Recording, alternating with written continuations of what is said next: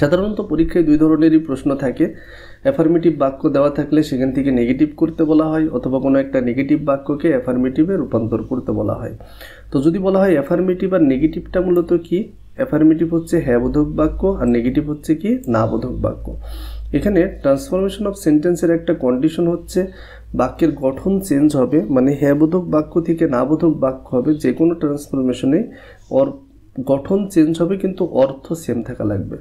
তো যেহেতু অর্থ ঠিক রাখতে হয়, এখানে কিছু শব্দের পরিবর্তন করতে হয়। এই বিষয়গুলোয় অনেক স্টুডেন্ট না বুঝে মুখস্থ করে যায়, আবার অনেকে মনে রাখতে পারে না, যে কারণে পরীক্ষায় উলট পালট লেখে আসে বা মার্কসটা পায় না তারা।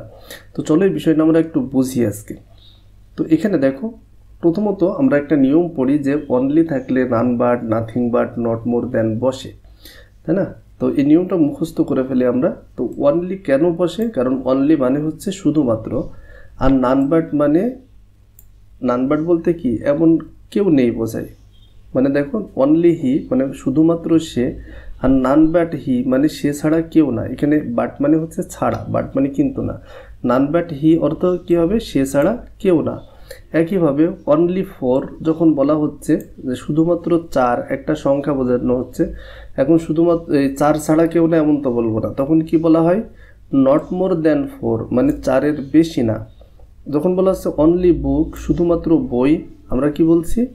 নাথিং বাট বুক, মানে বই ছাড়া কিছু না। তাহলে এখানে তিনটা অংশ আছে। একটা হচ্ছে যখন ব্যক্তিকে বোঝাচ্ছে আমরা কি ব্যবহার করছি? নান বাট, মানে সে ছাড়া কেউ না। যখন সংখ্যা বোঝানো হচ্ছে তখন বলছি নট মোর দ্যান ফোর, মানে চারের থেকে বেশি না। আবার যখন কোনো অবজেক্ট বোঝাচ্ছে, কোনো বস্তু বোঝাচ্ছে, তখন আমরা ব্যবহার করছি নাথিং বাট বুক, মানে বই ছাড়া কিছু না। তাহলে কেউ না, এর থেকে বেশি না এবং কিছু না, এই শব্দগুলো দিয়ে মূলত এই তিনটা বা এই অনলি এর নিয়মটা করা হচ্ছে, অনলি বা অ্যালোন। তখন বাক্যের অর্থের দিকে যদি আমরা একটু ফোকাস করি, অনলি হি মানে শুধুমাত্র সে ক্যান প্লে গুড ক্রিকেট, শুধুমাত্র সেই ভালো ক্রিকেট খেলতে পারে। এই যে বাক্যটা যদি আমরা না বোধক বলবো কিন্তু অর্থ ঠিক রাখা হবে, সেক্ষেত্রে আমরা কি বলছি? সে ছাড়া কেউ ভালো ক্রিকেট খেলতে পারে না। তো এই বাক্যটা বলতে গেলে কেমন বলতে হয়? সে ছাড়া কেউ না মানে কি? None but he, none but he can play good cricket. অর্থ কি হচ্ছে? সে ছাড়া কেউ ভালো ক্রিকেট খেলতে পারে না। দুইটার অর্থই সেম। আবার দেখো, হি ইজ অনলি ফোর, তার বয়স মাত্র 4 বছর। তো আমরা তখন কি বলছি? তার বয়স 4 বছরের থেকে বেশি না। হি is not more than four, তার বয়স 4 বছরের থেকে বেশি না। তার মানে কি? 4 বছর। Only book is our best friend, শুধুমাত্র বই আমাদের ভালো বন্ধু, সব থেকে ভালো বন্ধু। তাহলে আমরা কি বলছি? নাথিং বাট, মানে কিছুই না, কোনো কিছুই না, তাই না? তো নাথিং বাট বুক মানে বই ছাড়া কিছুই না, ইজ আওয়ার বেস্ট ফ্রেন্ড মানে বই ছাড়া আমাদের ভালো বন্ধু কিছুই না। তাহলে এখানে টোটাল যে নিয়মগুলো করা হয় এটা কিসের কারণে? অর্থের কারণে। তুমি যখন অর্থটা এই ধরনের বাক্য বানানো শিখে নিতে পারবা, তখন দেখবে খুব ইজিলি তুমি এটা তোমার মুখস্থ করা লাগছে না। যখন বলা হচ্ছে হি ইজ অনলি ফোর, মনে করো আই হ্যাভ অনলি 50,000 টাকা, তাহলে কি বলতে পারি? I have not more than 50,000 টাকা, আমার 50,000 টাকার বেশি নেই। একই কথা। আচ্ছা, আসো এরপরে 2 নম্বর যে নিয়মটা আমাদের শেখা হয়, মাস্ট। মাস্ট মানে হচ্ছে কি? অবশ্যই। মাস্ট থাকলে ক্যান নট বাট বা ক্যান নট হেল্প ব্যবহার করতে হয়। কেন ব্যবহার করতে হয়? তাহলে মাস্ট হচ্ছে অবশ্যই, আর ক্যান নট বাট মানে না করে পারি না। ক্যান নট বাট মানে কি? না করে পারি না। এই বিষয়টা তোমরা আগে ভালোভাবে বুঝে রাখবে। তাহলে অ্যাফার্মেটিভে যখন বলা হচ্ছে উই মাস্ট অবে আওয়ার প্যারেন্টস, মানে আমাদের অবশ্যই বাবা মাকে মান্য করতে হয়, আমাদের অবশ্যই মান্য করতে হয়, তখন আমরা নেগেটিভে কি বলছি? মানে না বোধক অর্থ বাক্য আসবে কিন্তু অর্থ ঠিক থাকবে, আমরা বাবা মাকে মান্য না করে পারি না। তাহলে we can not but অবে our parents. তুমি এই ধরনের যে কোনো বাক্য না করে পারি না বলতে গেলে ক্যান নট বাট দিয়ে বলতে পারো।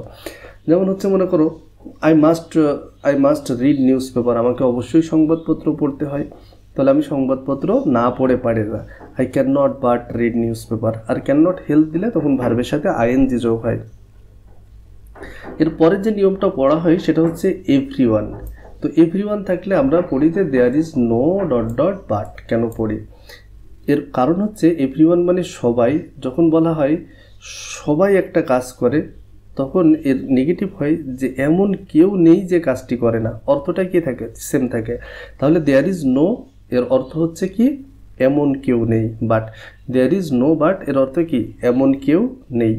তাহলে everyone hates a terrorist, there is no one, এমন কেউ নেই বাট হেটস এ টেরোরিস্ট, মানে যে একটা সন্ত্রাসীকে ঘৃণা করে না, সবাই সন্ত্রাসী। Every mother loves her child, there is no mother but loves her child, মানে এমন কোনো মা নেই যে তার সন্তানকে ভালোবাসে না। তাহলে যখন আমরা বিষয়টা এভাবে বুঝবো তখন এই বিষয়গুলোকে আমাদের খুব মুখস্থ করার প্রয়োজন হবে না, আমরা ফিল করতে পারবো আসলে এটা কেন হচ্ছে, এই নিয়মটা কেন হচ্ছে। আচ্ছা, এরপরে দেওয়া আছে অ্যাজ সুন অ্যাজ, এর নিয়ম থেকে প্রশ্ন আসে। তো অ্যাজ সুন অ্যাজ মানে হচ্ছে সাথে সাথে, মানে একটা কাজ হওয়ার সাথে সাথে আরেকটা কাজ হয়েছে। As soon as he saw the tiger, সে বাঘ দেখার সাথে সাথে হি র্যান অ্যাওয়ে, সে দৌড়ে পালিয়েছিল। তাহলে দুইটা কাজ ঘটেছিল এখানে। তো যখন অ্যাজ সুন অ্যাজ থাকে এর অর্থ হচ্ছে যেমন সাথে সাথে, আর নো সুনার হ্যাড মানে করতে না করতেই, একই ধরনের অর্থ দেয় মূলত। কি করে একই ধরনের অর্থ দেয়, তাহলে কিন্তু এটা হ্যাঁ বোধক অর্থ দেয় আর এটা না বোধক। No sooner had he seen the tiger, মানে সে বাঘটা দেখতে না দেখতেই দেন হি র্যান অ্যাওয়ে, সে দৌড়ে পালিয়েছিল। তাহলে উপরের বাক্যটা হ্যাঁ বোধক ছিল, সে বাঘ দেখার সাথে সাথে দৌড়ে পালিয়েছিল। আর ওই কথাটাকে আমরা ঘুরিয়ে বলছি কেমন, সে দেখতে না দেখতেই, সে বাঘ দেখতে না দেখতেই দৌড়ে পালিয়েছিল। তাহলে এই অ্যাজ সুন অ্যাজ থাকলে নো সুনার হ্যাড বসার পিছনে কারণটা কি, কারণটা হচ্ছে অর্থ, এটা অ্যাফার্মেটিভ আর এটা নেগেটিভ, কিন্তু একই অর্থ দেয়। আচ্ছা, এরপরে যেমন আসে একদম সাধারণ বাক্য, দেখো এখানে কোনো ধরনের এই ধরনের কোনো অ্যাডভার্ব নেই। তো যখন এই ধরনের অ্যাডভার্ব না থাকে সাধারণভাবে আমরা কি করি, বি ভার্বের সাথে সবসময় নট যুক্ত করি, বি ভার্বের সাথে নট যুক্ত করে বাক্যটা নেগেটিভ করি। কিন্তু এই ক্ষেত্রে একটা সমস্যা হয়, যেটা বাক্যের অর্থ চেঞ্জ হয়ে যায়। যেমন he is a good man, যদি আমি বলি হি is not a good man, তাহলে বাক্যটা কি সম্পূর্ণ আলাদা হয়ে গেল। যে সে একটা ভালো মানুষ, আমি বললাম না সে একটা ভালো মানুষ না, না বোধক হচ্ছে, ঠিক আছে, নেগেটিভ বাক্য হচ্ছে কিন্তু অর্থ থাকছে না। তো এই জন্যই যেটা করতে হয়, একটা বিপরীত ওয়ার্ড ইউজ করতে হয় যাতে অর্থটা ঠিক থাকে। যেমন এখানে বলা হচ্ছে he is not a bad man, সে একটা খারাপ মানুষ না, তার মানে কি সে একটা ভালো মানুষ, মানে অর্থটা ঠিক রাখার জন্য মূলত এই জায়গাগুলোতে অন্য কোনো শব্দের বিপরীত ওয়ার্ড ইউজ করতে হয়। একইভাবে দেখো হি লাভস মি, সে আমাকে ভালোবাসে। তো এখানে কি হি লাভস নট তো আমরা বলতে পারি না। তো যখনই কোনো অক্সিলারি ভার্ব থাকে না বাক্যে তখন আমরা ডু ভার্ব নিয়ে আসি, যেমন এখানে ডাজ ব্যবহার করা হয়েছে। এখন যদি বলা হচ্ছে এখানে ডাজ কেন বসলো, কারণ হি এর সাথে তো ডাজ বসে, এটা যেহেতু প্রেজেন্টে আছে, আর পাস্টে থাকলে ডিড বসতে পারতো, তো প্রেজেন্টে আছে ডাজ বসবে। নিয়ম হচ্ছে ভার্বের সাথে যে রূপটা থাকে ওই ধরনের ডু ভার্ব ইউজ করতে হয়। তাহলে যদি বলা হতো হি লাভস মি, আমি বললাম হি ডাজ নট লাভস মি, তাহলে কি বাক্য হতো? হি ডাজ নট লাভ মি বলে দিলাম, বাক্য হলো নেগেটিভ হলো, কিন্তু অর্থ ঠিক থাকলো না, ট্রান্সফরমেশন হলো না। তো এই জন্য আমাদের কি করতে হবে, নেগেটিভ একটা ওয়ার্ড ইউজ করতে হবে। He does not hate me, সে আমাকে ঘৃণা করে না। আরও একটা বিষয়, ডু ভার্বের পরে প্রিন্সিপাল ভার্ব সবসময় ভি1 বসে, যেমন এখানে লাভস থাকলে এখানে হেটস বলা যাবে না, কারণ কি এখানে ডু ভার্ব চলে আসছে। আচ্ছা, আই অলওয়েজ, অলওয়েজ শব্দটার অর্থ কি, সর্বদা। অলওয়েজ শব্দের অর্থ হচ্ছে সর্বদা, আর নেভার মানে কখনোই না। যখন বলা হবে আই অলওয়েজ টেল ট্রুথ, আমি সর্বদাই সত্য কথা বলি, তো তুমি কি বলবা যে আই নেভার টেল ট্রুথ, আমি কখনোই সত্য কথা বলি না, এমন তো বলা যাবে না। তো এই ক্ষেত্রেও কি করতে হবে, অবশ্যই তোমাকে বিপরীত একটা থিম নিয়ে আসতে হবে বাক্যের অর্থটা ঠিক রাখার জন্য। তুমি যখন অর্থের দিকে ফোকাস করবে তখন বাড়তি কোনো নিয়ম থেকেও যদি তোমাকে কখনো দিয়ে দেয় যেগুলো তুমি পড়োনি, কখনো দেখোনি, তারপরেও তুমি নেগেটিভ করে ফেলতে পারবে এবং নির্ভুল পাবে। তো এই জন্য অর্থের দিকে অবশ্যই ফোকাস করতে হবে, যেটা তোমাদের বেসিক কোর্স থেকে বলে আসছি যে শুধু অর্থের দিকে ফোকাস করে আমরা সবগুলা গ্রামার শেষ করার চেষ্টা করব। তাহলে আই অলওয়েজ টেল ট্রুথ, আমি সবসময় সত্য কথা বলি। এখানে কি হবে, আই নেভার টেল লাই, আমি কখনোই মিথ্যা কথা বলি না। তো এই যে লাইটা কেন নিয়ে আসা হচ্ছে, কারণ বাক্যের অর্থ ঠিক রাখার জন্য। অ্যাফার্মেটিভে এই নিয়মটা থেকে প্রশ্ন আসে, যেমন এটাকে আমরা জানি ডিগ্রিতে এই নিয়মগুলো যদিও শেখা হয়, কিন্তু এখান থেকে অনেক সময় নেগেটিভ করতে বলে দেয়। তো এখানে কি বলা হচ্ছে দেখো, he is the best batsman in the team, সে টিমের সব থেকে সেরা খেলোয়াড়। তাহলে এটাকে অনেকে এভাবে করতে পারো যে হি is not the worst batsman, যেভাবে বলা হয় তাহলে বাক্যের অর্থটা কিন্তু খুব সুন্দরভাবে থাকে না। মানে সে সব থেকে খারাপ ব্যাটসম্যান নয়, তুমি এভাবে বলতেই পারতে, তার মানে সে ভালো ব্যাটসম্যান, কিন্তু সব থেকে ভালো অর্থটা আসতো না। তো এই সব থেকে ভালো অর্থটা নিয়ে আসার জন্য আমরা এটাকে অর্থাৎ পজিটিভ ডিগ্রিতে করি। তো পজিটিভ ডিগ্রিতে যদি আমরা অর্থের দিকে ফোকাস করি, he is the best batsman in the team, সে এই টিমের সবথেকে ভালো খেলোয়াড়, তার মানে কি তার মতো ভালো খেলোয়াড় এই টিমে আর কেউ নেই। কীভাবে বলতে হবে? তার মতো ভালো খেলোয়াড় এই টিমে আর কেউ নেই, তার মানে তখন অর্থটা কি থাকবে? সেম থাকবে। তো এই যে তার মতো ভালো খেলোয়াড়, তাহলে কি হবে? টিমে আর কেউ নেই, তাহলে নো আদার ব্যাটসম্যান, মানে এমন কোনো ব্যাটসম্যান নেই ইন দ্য টিম, এই দলে, is as good as him. Is as good as, এখানে হি হবে, যে তার মতো ভালো খেলোয়াড় আর কেউ নেই, এটা হি হবে, কারণ এখানে সাবজেক্ট ফর্ম বসে। আচ্ছা, তাহলে no other batsman in the team is as good as he, তার মতো ভালো খেলোয়াড় আর কেউ নেই।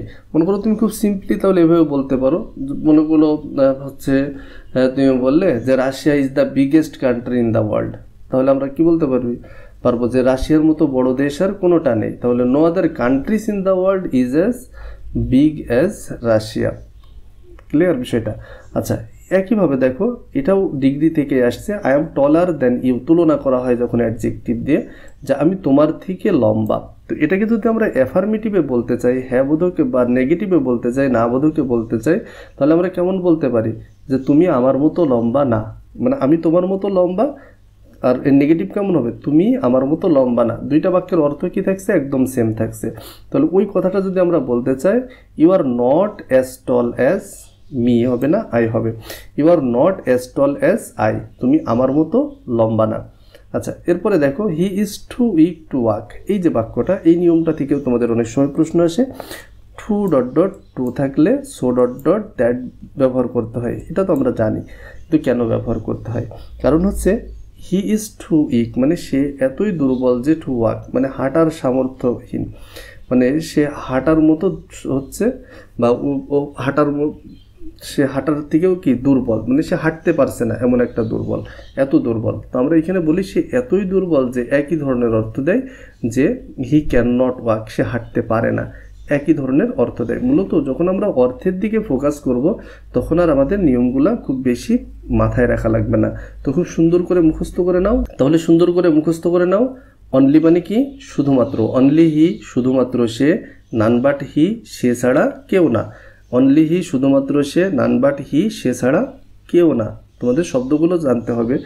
অনলি ফোর মানে শুধুমাত্র চার, আমরা তখন কেমন বলবো? যদি সংখ্যা থাকে, নট মোর দ্যান ফোর, চারের থেকে বেশি না, অথবা নট লেস দ্যান ফোর, চারের থেকে কম না। অনলি বুক, শুধুমাত্র বই, আমরা তখন কি বলি? নাথিং বাট বুক, মানে বই ছাড়া কিছুই না। তাহলে ব্যক্তির ক্ষেত্রে কেউ না, সংখ্যা থাকলে বেশি না, আর বস্তু থাকলে এর থেকে কি, এটা ছাড়া কিছুই না।